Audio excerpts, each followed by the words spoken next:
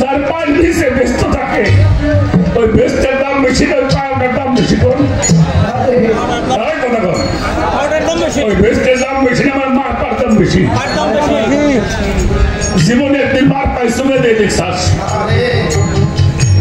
সন্তান তার বাবা মায়ের পায়ের মধ্যে চুমা দিবি, গোলাম তার মাওলাকে পায়ের মধ্যে চুমা ভক্তি করবে, দেশের নেককার বাদশা হলে প্রজাগণ তার পায়ের মধ্যে ভক্তি চুমা করবে, ভক্ত তার পীরের পায়ের মধ্যে ভক্তি চুমা, এই 5 জায়গা। ছাত্র তার মাস্টারের পায়ের মধ্যে ভক্তি চুমা করবে। আচ্ছা, বাপ মার পায়ের মধ্যে চুমা দিবেন এমন মানুষ আছে নেই? আছে? আল্লাহর ওলির পায়ের মধ্যে চুমা দিবেন, গুরুজনের পায়ের মধ্যে চুমা দিবেন।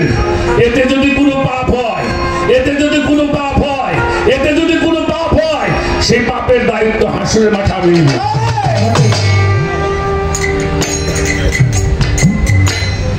এরপর যদি না দেশ তাহলে বুঝুন তো রক্তের মধ্যে ভেদাল ঢুকছে।